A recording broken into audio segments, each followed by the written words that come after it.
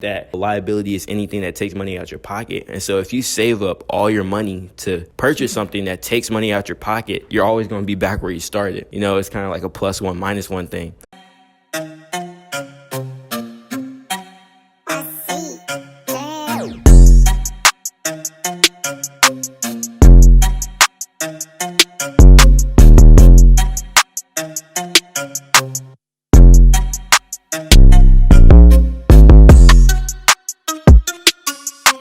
Alright, what is up, y'all? It's the Candy King back at it again with another banger video. And today we're doing a little bit of financial literacy for you young kids out there. Alright, so I got my friend with me. Jason. Alright, so right now, some of y'all might get paid, some of y'all might not get paid. But, you know, you ever heard that question like, what would you do if you had $1 million? Well, that question is irrelevant. What do you do with the dollar you have today? Because that's going to determine whether you'll ever make that million. So let's look at what the average person does, right? Right here, we have my man Jason, right? His paycheck, right? Let's look at where his paycheck goes. 180, right? So goes to the bank, you know what I'm saying? As you can see, 65% goes just to food, all right? And then 15% some other stuff. And then the 20% is probably some other stuff they still spent. But this thing is, like, how much do you have saved up right now? $0. $0. So this is the reason why most people in America are 2 paychecks away from being homeless, because people don't save their money, right? And I'm not saying you should save your money.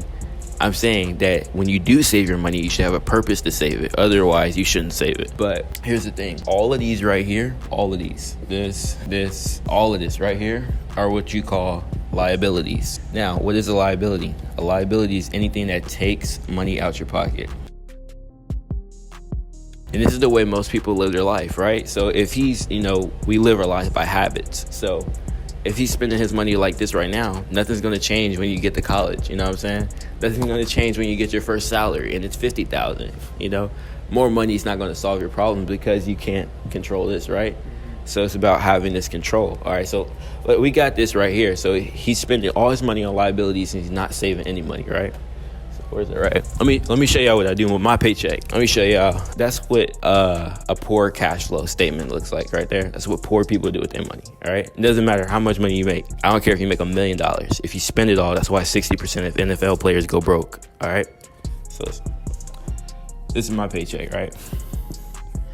My paycheck ain't that much because I don't be working that much, but let's see, I think it was like $139. They only gave me a couple hours. All right, $139, right? So it goes straight to the bank. But what happens after it gets to the bank, right? It goes straight to savings. 100% goes straight to savings, right? Now, I just got this job, so that's the only paycheck I have. But what else do I have? I had another job that I used to work at McDonald's junior year. Right now in that bank account, I have $500 that I've saved up because I saved 50% of every paycheck. Some of y'all may not have a job, but you do chores around the house. You get money for getting good grades. Start saving 50%, start small. If you can't do 50, try 40 or 30, right? Start with something because you need to save money, all right?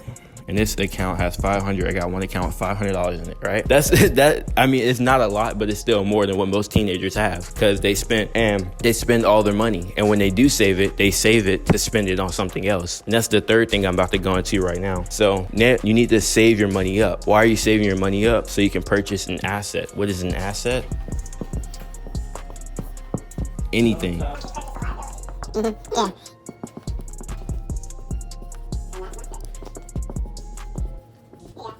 So an asset is anything that puts money in your pocket, right? So this is kind of like a person who's getting ready, who they're financially literate, right? Or they know that they don't like to spend money, right? So people who are wealthy, they make their money, right? They use that money to make more money, and then they just repeat the process because they're only purchasing assets, right? So you need to look at yourself like a company, right? If you were a company, would you be spending all your money? No one wants to be that type of company, right? When you look at investments. So that's the way I try to look at it. The third thing I want to go over is people who do save their money, right? Let's say you do save your money, but the one mistake you're making when you save your money, like most people, let's list some things most teenagers are saving their money up for, right?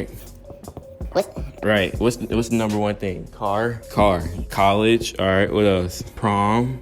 Yeah. Senior expenses.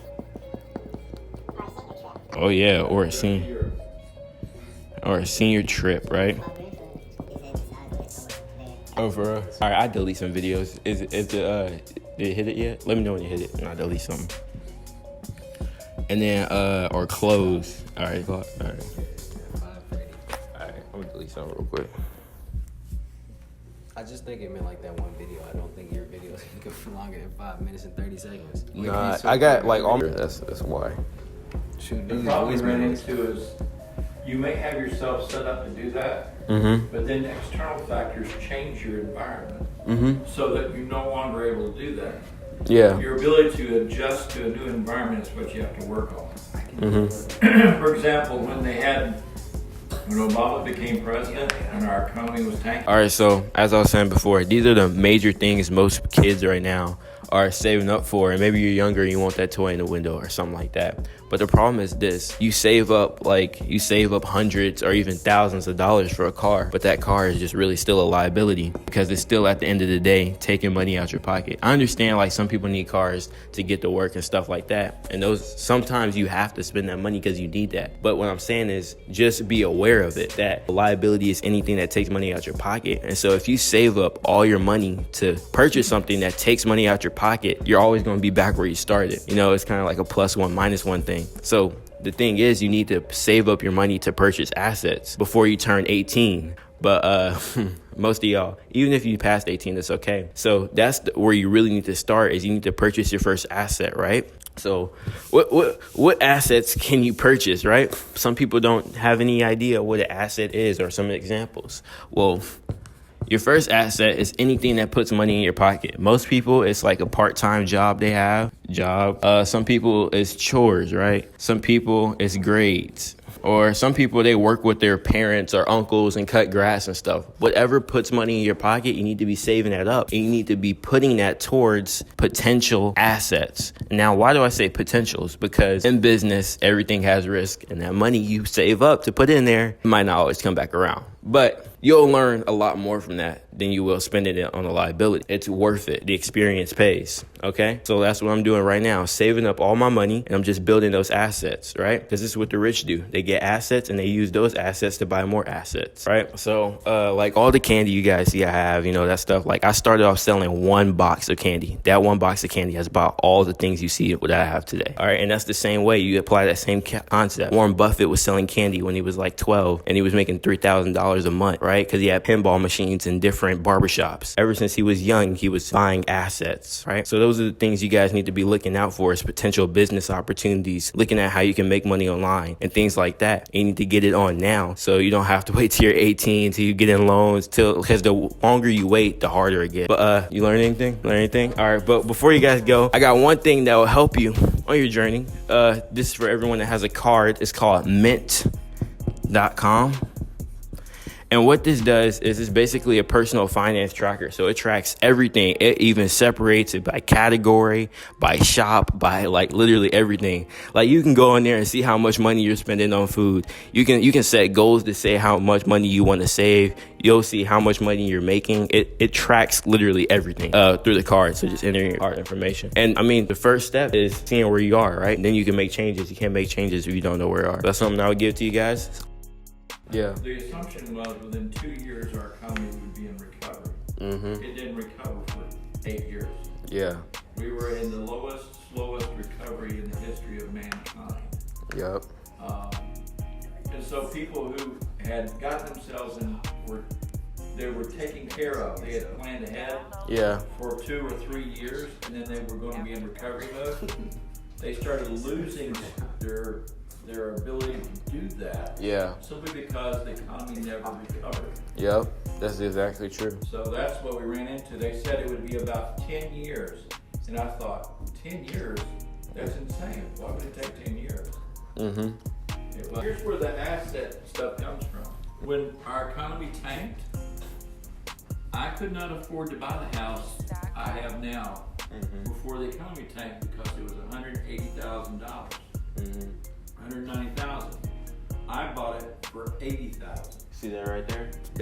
That's opportunities right there. You see the opportunity. was told you like you be featured in his ad. You snatch up your opportunity. That's the same thing Warren Buffett was doing. He was buying so many. That's why everywhere you go, you see Berkshire Hathaway on almost every home. Because like he always had a quote like, I could buy $250,000 houses right now if I could. He's constantly buying homes. He's buying homes because the economy was down and the price of homes were way down. Mm-hmm.